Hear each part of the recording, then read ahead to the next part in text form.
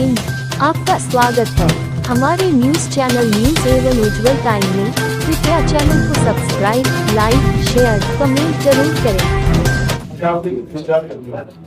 वो जरा आप राजनाथ सिंह जी को भी दिखा देना मुख्यमंत्री, तो आपको पता लग जाएगा कि माफिया है या चले गए।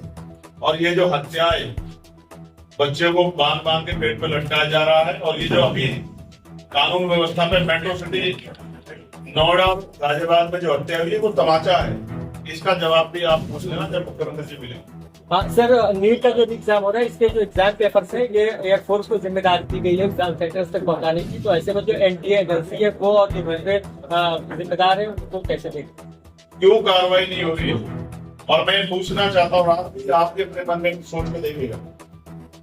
ठीक है, आप ये एग्जाम करा दो, लेकिन जो तकलीफ उठानी पड़ी है नौजवानों को, उनके मन में जो माहौल बना है, किसी नहीं बता कौन देगा उनको, जो मानसिक आर्थिक पीड़ा से गुजर रहे हैं। आपको चाहिए कि आप जिम्मेदारी लेके उनके पेपर का खर्च आप उठाएंगे, उनके रुकने का खर्च आप उठाएंगे, उनके परिवहन का खर्च आप उठाएंगे, उनके खाने की रहने की व्यवस्था आप करेंगे।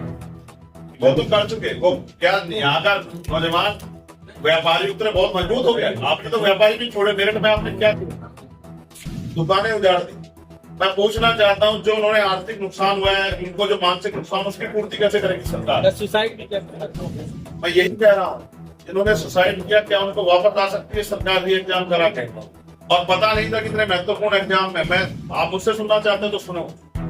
पता नहीं आप चला पाओगे नहीं चला पाओगे। आज मेरे हाथ में ताकत होती तो मैं मेडिकल एग्जाम, एमबीबीएस और एमडी की पढ़ाई मुफ्त कर देता देश में।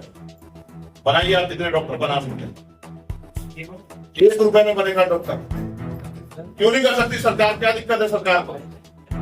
सिर्फ इसलिए कि बड़े बड़े जो प्राइवेट कॉलेज है उनको जो है एडमिशन मिल जाए, क्या दिक्कत है? आप रोजगार देना नहीं दे रहे ना, आप पढ़ाई मुक्त कर दीजिए, आप इंजीनियरिंग की पढ़ाई मुक्त कर दीजिए, आप एलएलबी की पढ़ाई मुक्त कर दीजिए, आप आईटी, मास कम्युनिकेशन पढ़ाई मुक्त कर दीजिए। क्या दिक्कत है? रिसर्च जितने भी है उनको मुक्त कर दीजिए। क्या दिक्कत है? पढ़ाई मुनाफा, हर चीज में मुनाफा चाहिए। एजुकेशन में मुनाफा क्यों ले रहे? बहुत आगे। अगर कोर्ट में है तो न्यायपालिका तय करेगी।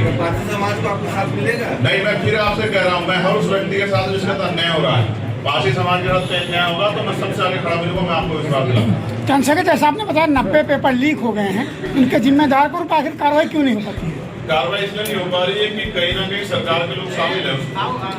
सरकार के लोग शामिल ना होते तो कार्रवाई हो जाती। विपक्ष का तो कोई हो जाता तो बुलडोजर जाता, आपको नहीं पता। मुख्यमंत्री नाम पढ़ते हैं, धर्म बताते हैं, आपको नहीं देखा, आपने देखा, विधानसभा बताते हैं।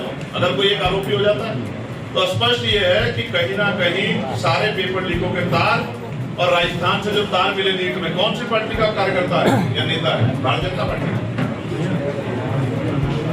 मैं ये कह रहा हूँ, ये 80-90 पेपर नहीं है, ये करोड़ों, 2 करोड़ से ज्यादा नौजवानों के भविष्य के साथ खिलवाड़ की जिम्मेदारी सरकार की थी। किसी और के ऊपर इसकी जवाबदेही ना ठोकी जाए, और जवाबदेही सरकार को देनी है। सरकार का सहयोग बाबा साहब अम्बेडकर की मूर्तियों के संरक्षण के लिए, लेकिन एक भी जगह बाबा साहब अम्बेडकर की जयंती प्रकाश पर्व मनाने के लिए नई परमिशन नहीं है। गुरु रविदास जी की जयंती प्रकाश पर्व मनाने के लिए एक भी परमिशन नहीं दी। इसी उत्तर प्रदेश में तथागत महामानव बुद्ध, जिनको ये दुनिया में जब भारतीय जनता पार्टी के लोग जाते हैं और पार्टी के लोग जाते हैं, कहते हैं कि हम भगवान बुद्ध के देश से आए हैं, उनकी कार्यक्रम के लिए अनुमति लेनी पड़ेगी। और अपनी ही जगह में हरदोई में अगर हम भगवान बुद्ध की प्रतिमा लगाएंगे तो अनुमति लेनी पड़ेगी, लेकिन आप कुछ भी लगा दो उसके लिए कोई अनुमति नहीं है। आपने जो 48 में 47 में मूर्तियां लगा दी, उनके लिए कोई अनुमति नहीं है। आपके लिए कोई अनुमति नहीं। एक ही धर्म को संरक्षण, बाकियों को निराशा, इससे क्या लोगों में भय नहीं पैदा होगा? क्या लोगों के अंदर जो आक्रोश नहीं पैदा होगा? ये गलत है। हमारी जगह, हमारा स्थल, हम भगवान लगाए, बाबा साहब अम्बेडकर के लगाए, सरकार को हस्तक्षेप नहीं करना चाहिए।